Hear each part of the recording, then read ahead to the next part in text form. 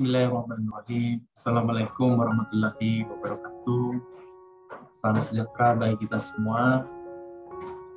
Lagi di materi mata kuliah perencanaan pengembangan bisnis.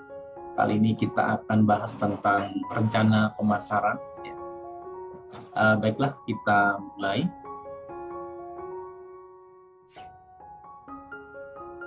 Oke, rencana pemasaran, di mana akan kita bahas tentang lingkungan pemasaran dan analisis pasar.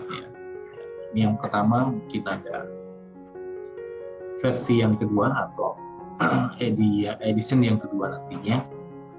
Oke, baiklah. Yang pertama kita pahami apa sih pengertian lingkungan pemasaran.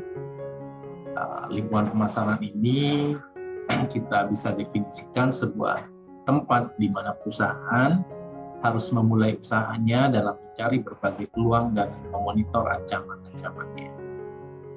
Jadi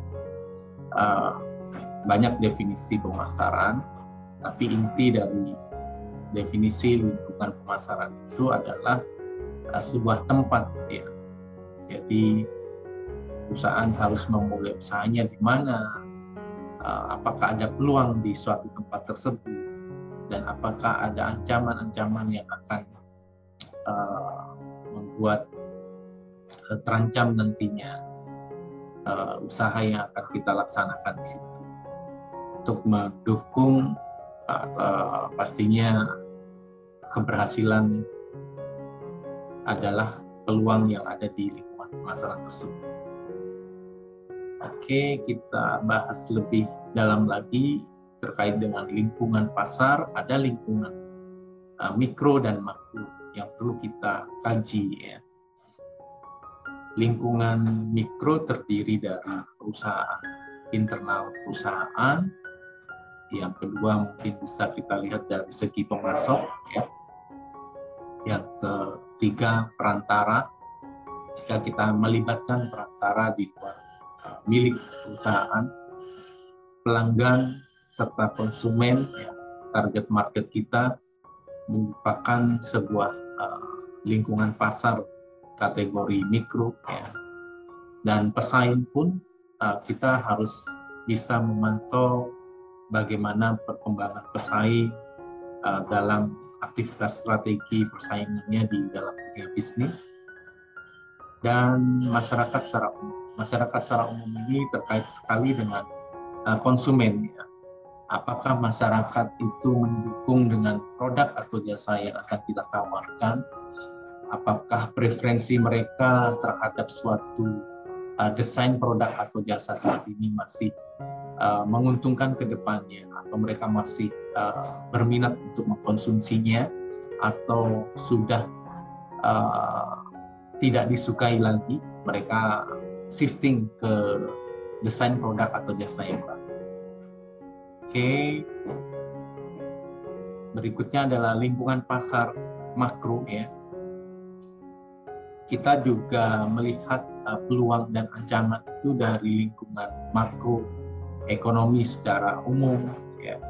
Demografi yang ada di pasar kita secara demografi penduduk, jumlah penduduk, jenis kelamin dan sebagainya, itu menjadi pertimbangan kita mencari peluang dan apakah menjadi ancaman bagi produk atau jasa yang akan kita tawarkan. Teknologi pun demikian. Teknologi ke depannya berkembang sangat cepat. Apakah kita dengan perkembangan teknologi itu menjadi sebuah peluang atau ancaman di dalam usaha yang akan kita lakukan? Itu menjadi pertimbangan politik dan hukum. Ini pasti juga menjadi lingkungan makro yang juga bisa mengancam dan memberikan peluang di dalam sebuah lingkungan pasar yang akan kita pilih nantinya. Dan sosial budaya, lingkungan sosial dan budaya. Ini juga menjadi pertimbangan etik bisnis kita. Jangan sampai kontra dengan budaya atau society yang ada, ya, tidak melanggar etika bisnis apakah budaya yang ada saat ini cukup mendukung dengan keberadaan usaha kita nantinya, atau bahkan sebaliknya menjadi ancaman. Oke, kita lanjutkan. Kita masuk analisis pasar. Jadi analisis pasar ini dilakukan untuk mengetahui seberapa besar potensi pasar yang bisa dimanfaatkan oleh pengusaha untuk mendapatkan keuntungan. Ya. Jadi dengan bahasa yang lebih sederhana, fokus utama analisis ini adalah pasar dan peluang. Ya. Pasar dan peluangnya seperti apa? Setiap pasar mempunyai peluang tersendiri. Dan peluang itu bisa bermanfaat hanya jika dimanfaatkan sebaik mungkin. Ya. Sebagian besar pengusaha selalu tertarik dengan suatu konsep bisnis yang menawarkan peluang yang sangat besar, akan tetapi peluang tersebut bisa dilihat sekilas karena peluang adalah suatu yang abstrak, ya, masih abstrak. Jadi perlu kita pahami bahwa potensi pasar itu kadang-kadang masih secara intuisi aja, secara abstrak aja kemungkinan besar. Sehingga perlu kita lakukan analisis pasar untuk mengukur seberapa besar potensi yang kita bisa manfaatkan atau peluang yang ada di sebuah pasar tersebut. Oke, ada beberapa tahapan analisis pasar. Yang pertama adalah tentang kita pahami definisi pasar. Yang kedua, peluang pasarnya seperti apa. Yang ketiga, potensi pasar. Salah satu yang menjadi kajian utama materi kali ini. Dan pangsa pasar dan analisis persaingan, competitive analysis. Ya. Nanti mungkin dua yang terakhir ini akan kita bahas di pertemuan berikutnya. Oke. Kita lanjutkan. Kita pahami sebelum menganalisis pasar, salah satunya kita harus memahami pengertian pasar. Ya. Pasar itu apa sih? Banyak definisi pasar yang pernah kita pahami sebelumnya. Mungkin di mata kuliah yang lain yang pernah saya sampaikan sudah banyak dibahas. Ya. Jadi pasar itu merupakan tempat pertemuan antara penjual dan pembeli. Ya. Pasar secara fisik. Ya. Dimanapun. Ya. Saat ini kan ada dunia dunia maya. Ya. Jadi pasar bisa terjadi di platform-platform internet, e-commerce. Itu salah satu tempat pasar di daring. Jadi tempat pertemuan antara penjual dan pembeli atau saling bertemunya antara kekuatan permintaan dan penawaran. Jadi kalau ada kekuatan antara supply and demand bertemu, itulah bisa kita sebut juga sebagai pasar. Ya. Jadi permintaan dan penawaran membentuk suatu harga. Oke, kita lanjutkan. Analisis pasar yang kedua yaitu peluang pasar. Ya. Kita melihat apakah pasar ini sebuah peluang atau bukan, ya. Jadi peluang itu kita definisikan sebagai keadaan di mana adanya kebutuhan konsumen yang belum dipenuhi oleh perusahaan atau institusi bisnis. Ada nih konsumen butuh sesuatu, ya, tapi sampai saat ini belum terpenuhi oleh produsen atau industri yang sudah ada saat ini. Nah, itu merupakan peluang pasar. Kita lanjut lagi, bagaimana sih kita menganalisis peluang pasar. Analisis peluang pasar itu kita memahaminya sebagai upaya diagnostik untuk menginterpretasikan atribut-atribut lingkungan serta perubahannya. Ya, kita melakukan diagnostis pemeriksaan dan mengartikan atribut-atribut lingkungan mikro dan makro tadi, ya, serta bagaimana perubahannya. Oke, ada dua pendekatan yang digunakan untuk upaya melakukan analisis peluang pasar, yaitu pendekatan permintaan dan pendekatan penawaran. Kita melakukan analisis tadi, ya, analisis peluang pasar, ada dua pendekatan. Mari kita pahami yang pertama, yaitu pendekatan permintaan. Ada tiga hal dalam pendekatan permintaan. Yang pertama, mengukur permintaan pasar saat ini. Kita menganalisis, bisa langsung mengukur permintaan pasar saat ini seberapa besar. Ya. Oke. Ada yang berikutnya adalah total permintaan pasar suatu produk, ya. Dan yang ketiga adalah meramal permintaan mendatang. Oke, kita jelaskan yang pertama, pendekatan permintaan ini dengan cara apa sih mengukur permintaan pasar saat ini? Kita bisa menghitung total permintaan pasar yang ada, terus dari segi wilayah permintaan pasar mana yang paling besar terkait produk tersebut. Dan kita juga bisa mengukur penjualan aktual dari sebuah industri dan pangsa pasar yang sudah ada.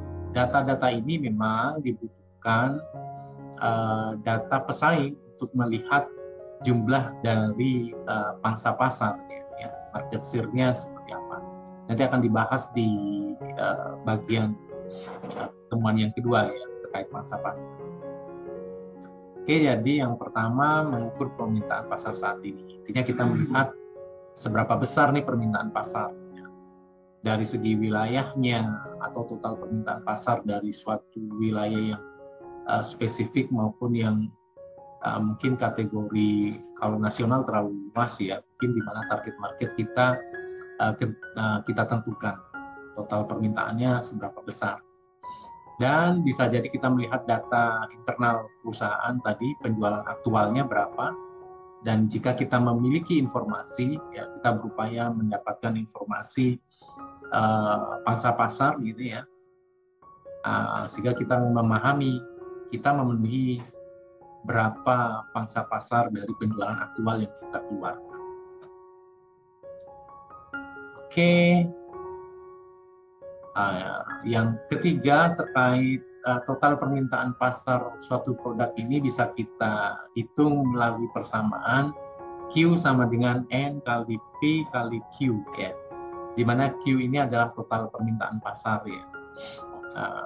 N jumlah pembeli di pasar dikalikan oleh harga rata-rata satuan dari sebuah produk, ya, dan dikalikan jumlah yang dibeli oleh rata-rata pembeli per tahun. Nah, ini contohnya rata-rata orang melakukan pembelian kebutuhan kebutuhan mandi itu bisa jadi 1 bulan 1 kali, ya. Kalau dihitung rata-rata setahun, ya bisa jadi 12 kali, ya, per tahun. Itu jika contohnya kebutuhan mandi. Atau mungkin yang terkait kategori produk yang lain memiliki rata-rata pembelian per tahun yang berbeda pastinya. Contohnya mungkin televisi beli 1 tahun sekali, enggak juga, enggak mungkin. Bisa jadi 10 tahun sekali, ya. Nah, itu bisa kita hitung juga. Oke, berikutnya masih pendekatan permintaan. Pendekatan permintaan ini kita meramal permintaan mendatang, ya. Kalau ini pendekatan permintaan meramal permintaan mendatang ini kita bisa melakukan survei, ya. Survei dalam hal ini menyebar kuesioner kepada pelanggan, apakah kemungkinan besar mereka akan kembali mengkonsumsi produk atau jasa kita di masa yang akan datang.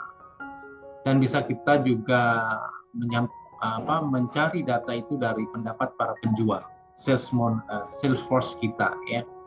Gimana sih penjual melihat kondisi di lapangan? Apakah memungkinkan produk kategori atau produk desain kita masih disukai ke depannya? Permintaan pendatang apakah masih bagus? Contohnya yang paling mudah, kalau kita lihat waktu permintaan garment atau baju gitu, kapan ada masanya ya. Biasanya di hari-hari raya tertentu. Kalau di Islam mungkin Idul Fitri ini yang saat ini mendekati. Apakah data ini bisa kita minta kepada para penjual? Memungkinkan karena mereka berpengalaman dari aktivitas selama ini. Apakah ini contoh yang paling sekarang kan Idul Fitri nih, kapan sih orang berbelanja, di minggu keberapa Idul Fitri biasanya mereka berbelanja? Ya, kemungkinan besar 2 minggu terakhir atau 1 minggu terakhir mereka akan melakukan belanja dalam konteks hal ini kategori produk garment ya. Dan yang ketiga bisa kita lakukan meramal permintaan mendatang dengan mencari pendapat para ahli. Para ahli ini mungkin dari peneliti, ya. Mereka juga melakukan beberapa penelitian konsumen, produk atau jasa ke depannya seperti apa, sehingga kita bisa menggunakan pendapat para ahli ini karena mereka sudah melakukan riset yang ada. Ya. Oke, baiklah. Kita masuk kepada pendekatan penawaran. Ya, kalau tadi permintaan, lihat permintaannya seperti apa sih, gitu ya. Kalau sekarang kita terbalik nih, pendekatannya penawaran. Kalau penawaran itu berawal dari kemampuan perusahaan atau dalam hal ini wirausaha ya, kalau perusahaan kecil dalam membuat suatu produk. Kemampuan wirausaha membuat suatu produk, barang atau jasa ya, mungkin bisa jadi ini memberikan pelayanan jasa atau gabungan dari keduanya. Kemampuannya apa dulu, baru dia tahapan berikutnya mereka mencari adakah pasarnya atau orang-orang yang membutuhkan produk atau jasa yang dia miliki. Nah, ini pendekatannya lebih kepada kompetensi, kemampuan seorang wirausaha atau pebisnis bisa membuat suatu produk atau jasa yang seperti apa. Contohnya seperti ini. Ada perusahaan atau wirausaha yang mampu membuat genteng, gitu ya, genteng keramik atau apalah. Gitu. Setelah dia memiliki kemampuan, tahapan berikutnya dia baru mencari ada nggak orang yang membutuhkan genteng yang dia miliki. Maksudnya genteng yang berkualitas kan. Apakah ada orang yang membutuhkan genteng yang dia punya desainnya dibandingkan pesaing yang sudah ada saat ini? Nah, itu jadi hal ini yang perlu kita pertimbangkan. Apakah konsumen mempunyai daya beli atau berminat untuk membeli genteng yang lebih mahal dengan kualitas sama, atau membeli genteng yang harganya sama dengan kualitas yang baik. Ya, contohnya mungkin genteng keramik yang tidak perlu mengecat, ya, pastinya harganya lebih mahal. Tapi kita lihat konsumennya berani nggak beli dengan harga yang lebih mahal. Atau sebaliknya kita mau buat produk yang lebih murah dibandingkan produk yang ada di luar. Genteng yang paling murah se-Surabaya atau sedunia mungkin, seumpama. Seorang wirausaha punya kemampuan memproduksi genteng dengan harga yang murah tapi kualitasnya sama. Nah, berikutnya kita lihat potensi pasarnya. Ada nggak yang bersedia? Berminat dulu lah, berminat membeli. Terus kalau harganya lebih murah, ya pastinya mereka akan mampu untuk membeli. Ya. Ini kebalikannya, biasanya produknya lebih bagus, ada nggak yang bersedia membeli, berkebutuhan atau membutuhkan produk itu. Contohnya tadi, kalau genteng keramik, ada nih segmen pasar yang melihat, oh ini manfaat yang lebih besar dari genteng keramik itu, tidak perlu ngecat dan sebagainya. Yang kedua, apakah segmen pasar tersebut berkenan membeli genteng tersebut lebih mahal dibandingkan genteng yang ada? Nah, itu pertanyaan yang kedua yang perlu kita jawab dalam pendekatan penawaran. Oke, jadi beda pendekatan permintaan dan penawaran. Kalau permintaan, kita lihat permintaannya seperti apa, kita cari sediakan produknya. Kalau sebaliknya penawaran, kita mampu buat apa, baru kita cari pasarnya. Oke, itu analisis pasar ya. Oke, berikutnya kita masuk ke dalam potensi pasar, market potential ya. Kalau market potential ini lebih menunjukkan perkiraan jumlah permintaan terhadap suatu produk. Nah, kira-kira perkiraan berapa sih ya, pasar yang berpotensi membeli produk kita? Pertanyaan yang diperhatikan adalah, apakah pasar yang tersedia masih memungkinkan untuk tumbuh atau sudah mengalami penurunan? Nah, ini pertanyaan yang perlu dijawab dalam konteks potensi pasar. Market potensialnya seperti apa? Oke. Potensi pasar suatu wilayah itu dapat dihitung dengan rumus MP sama dengan jumlah PP. PP ini potential market, market potensial. Sorry. PP ini pembeli potensial, ya. Pembeli potensial ini pakai Stanford Indonesia ya. TP dikalikan oleh TP, tingkat penggunaan produk tersebut, dan dikalikan CBP atau harga jual rata-rata ya. Sehingga kita bisa menemukan market potential ya. Potensi pasar di wilayah tertentu ya. Kira-kira berapa sih potensi pasarnya? Kita bisa menggunakan. Oke, saya kira itu materi kali ini, rencana pemasaran dalam mata kuliah perencanaan dan pengembangan bisnis ya. Mungkin ini yang pertama, nanti kita bisa lanjut di lingkungan pemasaran dan analisis pasar. Yang kedua akan kita bahas tentang pangsa pasar dan competitive analysis ya, analisis persaingan.